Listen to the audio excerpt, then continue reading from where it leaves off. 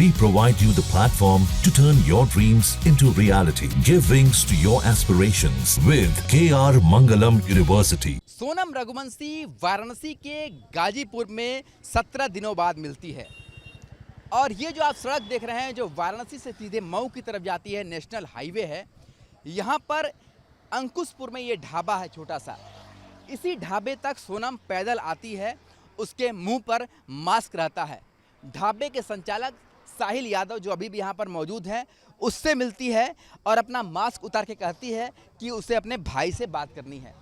वो अपने फ़ोन से उसके भाई से बात कराता है और इसके बाद वो रोने लगती है। उसका भाई कहता है कि आप पुलिस को फ़ोन कर दीजिए। और सोनम रात को 1 बजे यहाँ पहुँचती है। रात को 1 बजे से लेकर के 3 बजे तक इसी चौकी पर बैठी रहती है। पुलिस आती है, पूछताछ करती है। आसपास के लोग जो यहाँ बैठे रहते हैं वो सोनम को समझाते हैं और उसके बाद लगभग 3 बजे पुलिस सोनम को लेकर यहाँ से चली जाती है। जो साहिल यादव यहाँ का संचालक है वो बताता है कि सोनम को देख के ऐसा लग रहा था कि कुछ परेशान है, पर 17 दिनों से वो किडनैप है या कुछ खाई नहीं है या उसे बहुत प्रताड़ित किया गया है, ऐसा उसकी पहनावे से, उसके बाल से, उसके चेहरे से नहीं लग रहा था। पर इतना लग रहा था वो परेशान जरूर है। तो सोनम रघुवंशी गाजीपुर के नंदगंज के इसी ढाबे से बरामद होती है। अब पुलिस उसे अपने कस्टडी में रखी हुई है और मेघालय और इंदौर की जो पुलिस है अब उसे लेकर के अपने साथ जा रही है। पर तब तक वो गाजीपुर के पुलिस के कस्टडी में है और यही वो ढाबा है जहां से सोनम रघुवंशी को पूरी वारदात के 17 दिन बाद बरामद किया गया है। बहुत सारे ऐसे सवाल हैं कि सोनम किस तरीके से यहाँ तक पहुँची और 17 दिनों में वो कहाँ रही। ये सारे सवालों के जवाब सोनम को ही देने होंगे। पर जो यहाँ के ढाबा संचालक है उन्होंने इतना बताया कि सोनम ने ये कहा कि उनके साथ लूटपाट हुई, उनके पति को मारा गया। पर उसके बाद सोनम कहती है कि वो बेहोश हो जाती है, पर यहाँ तक कैसे पहुँचती है इसकी कहानी वो नहीं बताती है। शिलांग से पूर्वांचल के गाजीपुर की दूरी लगभग 1100 किलोमीटर है। 1100 किलोमीटर का सफ़र वो कैसे तय करती है, इसके सवालों के जवाब वो नहीं देती। इसके साथ वो ये भी कहती है कोई गाड़ी से उसे छोड़कर गया, गाड़ी से अगर छोड़कर गया तो ढाबे तक वो पैदल क्यों आई, मुंह पर मास्क क्यों लगाया था, ढाबे तक गाड़ी क्यों नहीं छोड़ी। ये सारे ऐसे सवाल हैं जो अनसुलझे हैं और पहलू बने हुए हैं, जिसका जवाब सोनम रघुवंशी को देना है, तभी इस पूरी हादसे की कहानी साफ हो पाएगी। मतलब मेरे से मांग लीजिए, उसके बाद हम अपना मोबाइल उनको देते हैं, वो अपने घर पे बात करती हैं। उसके कुछ देर बाद वो अपने भाई से बात करते टाइम रोने लगती हैं। तो उनके फैमिली फिर मेरे से बात करते हैं कि फिर पूछते हैं एड्रेस कहाँ पे है, क्या नहीं है, सब कुछ हम उनको बताते हैं। उसके कुछ देर बाद वो पानी मांगती हैं और हम उनको देते हैं। वहाँ पे जाके वो बैठ के पीने लगती हैं। फिर उनके भाई का कॉल आता है, फिर वो उनसे बात करते हैं। फिर कस्टमर रहते हैं तो इसकी वजह से हम इधर आ जाते हैं। तो फिर उनके भाई बोलते हैं कि आप एक बार इन्फॉर्म कर दीजिए वहाँ के लोकल पुलिस को। तो हम पुलिस को कॉल करते हैं, वो लोग आते हैं, फिर उनसे पूछताछ करते हैं, हमसे कुछ करते हैं। फिर कुछ देर बाद SHO साहब आते हैं, वो भी बात करते हैं उनसे और फिर बात करके ले जाते हैं। अच्छा ये बताइए, सोनम जब पहुंची इस ढाबे पर तो वो कैसे पहुंची? पैदल पहुंची, गाड़ी से पहुंची, कैसे पहुंची? पैदल पहुंची थी। तो किस तरीके की स्थिति थी उस समय? कोई मदवास थी, स्थिति खराब थी, क्या दिख रहा था? मतलब कपड़ा कंडीशन देख के लग नहीं रहा था कि मतलब कुछ उनके साथ गलत हुआ है, बट रात का टाइम था तो हमको लगा हुआ होगा कुछ गलत। फिर वो अपने फैमिली से बात करते टाइम रोने लगी, बस यही सब था। अच्छा वो अच्छी तरीके से बातचीत कर रही थी, कोई दिक्कत नहीं? अच्छी तरीके से नहीं कर रही थी, वही बस हमसे कुछ देर बाद वही जो मोबाइल मांगी थी वहाँ तक वो ठीक थी। उसके बाद बात करने के बाद रोने लगी था, वो सही से बोल भी नहीं पा रही थी। तो कुछ बताई कि गाजीपुर कैसे पहुंची? ऐसा कुछ नहीं बता पाई जी नहीं। तो कितने देर लगभग इस ढाबे पर रही वो? 2 घंटे के आसपास। 2 घंटे के आसपास ढाबे पर रही। तो आप तो यहाँ पर लगभग कितने दिन से ढाबा चला रहे हैं? क्या कितने दिन से आपका ढाबा है यहाँ पर? ये 4 साल हो गए। 4 साल से है। तो आपने बहुत लोगों को देखा होगा, तो क्या आपको कहीं से लगा कि वो कोई घबराई हुई थी, कहीं कोई हादसा हुआ था, क्या उसके चेहरे पे कोई शिकन थी? मतलब था तो नहीं, वो एक्चुअली मास्क लगाई थी। मास्क जब उतारी उसके बाद वो रोने लगी, उसके बाद से चेहरा वैसा ही था। अच्छा मास्क लगा कर आई थी? मास्क लगाई थी। मास्क लगा हुआ था उसके चेहरे। हम्म। तो आपको कुछ बताई कि उसको कोई जबरदस्ती लाया है कुछ? जी नहीं, हम ऐसा पूछे तो कुछ बता भी नहीं रही थी ना, वो रो रही थी और बस यही बोल रही थी मेरे भाई से बात करा दीजिए, और उनके भाई का वो भी बस यही बोले। तो उनके भाई का आपसे बातचीत हुई उनके भाई से? हाँ, बोल तो रहे हैं कि वही बस एड्रेस पूछ रहे थे, और वही बोले कि एक बार आप लोकल पुलिस के इन्फॉर्म कर दीजिए, वो लोग उनको ले जाएं।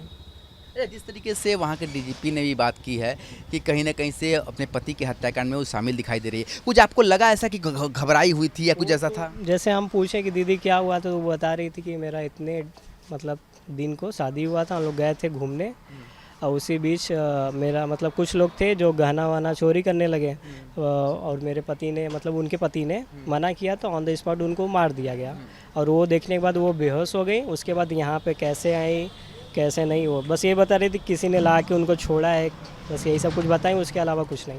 मतलब वो ये बताई कि उनके साथ लूटपाट की घटना हुई वहाँ पर शिलोंग में, हाँ, ये बता रही थी। और पति को मार दिया। जी। तो ये नहीं बताई कि यहाँ पर कैसे आई? अब यहाँ पे पैदल आई थी, किसी ने छोड़ा था, ऐसा ही कुछ बता रही थी, किसी ने हमको यहाँ पे पीछे ले जाके छोड़ा था।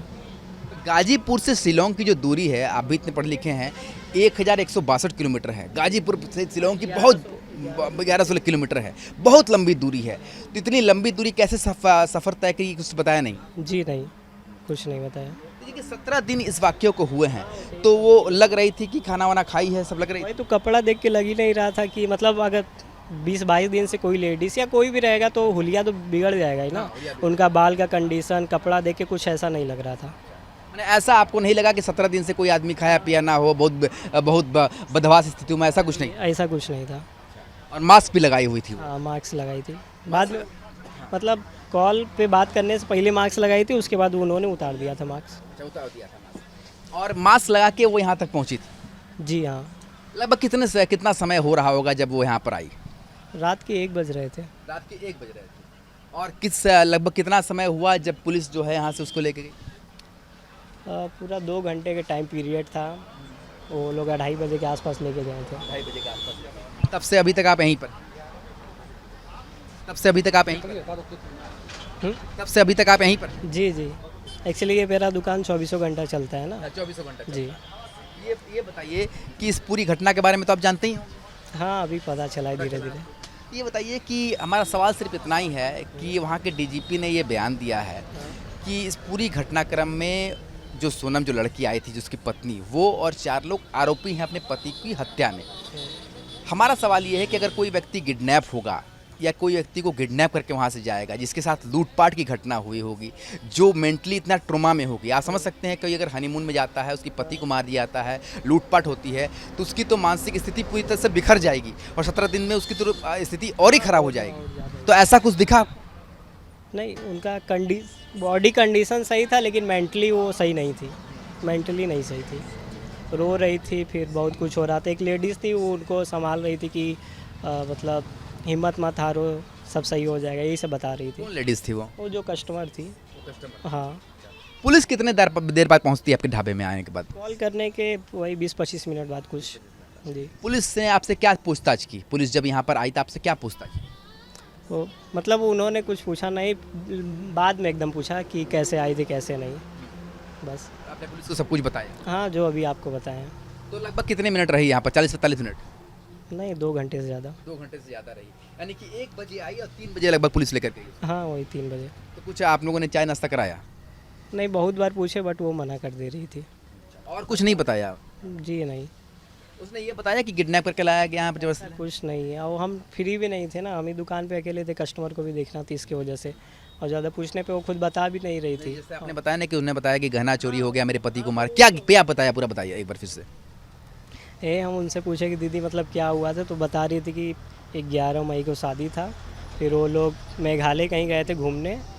उसके बाद कुछ किडनैपर या कोई लोग आते हैं जो उनका गहना चोरी करते हैं, वो फिर उनके पति जो है मना करते हैं, तो उनको मार दिया जाता है। फिर उसके बाद वो बोलती है हमको कुछ नहीं पता, हम यहाँ पे कैसे आए कैसे नहीं आए, यही वो मतलब केस तो हमको इतना ही बताई है और इसके अलावा कुछ नहीं। मतलब वहाँ की घटना तो बताती हैं, मगर यहाँ कैसी आई ये नहीं बताती? यहाँ पे हाँ कैसे आए वही बोल रही थी, किसी ने उनको छोड़ा है यहाँ पे आके, बस। कौन लोग थे कुछ नहीं पता? ऐसा कुछ नहीं। वो लेडीज़ कांस्टेबल थी, वो भी पूछ रही थी गाड़ी नंबर या कुछ भी, तो बोल रहे थे हमको कुछ नहीं याद है। गाड़ी नंबर वगैरह कुछ नहीं याद, बस मास्क लगा हुआ? जी मास्क तो यही लगाई थी ना, सोनम। मैंने मास्क लगा के आई, आप बताइए। हाँ जी। मास्क यहाँ पर आके उतारा। हाँ। वीडियो जर्नलिस्ट शिवम मिश्रा के साथ सुशांत मुखर्जी, न्यूज़ नेशन, नंदगंज, गाजीपुर। जहाँ भक्ति है हर शब्द में, कथाओं में छुपे हैं दिव्य रहस्य और ज्योतिष देता है जीवन को दिशा। धर्म से जुड़ी हर बातों को जानने के लिए हमारे चैनल स्तुति को सब्सक्राइब करें। चैनल पर जाने के लिए इस लिंक पर क्लिक करें।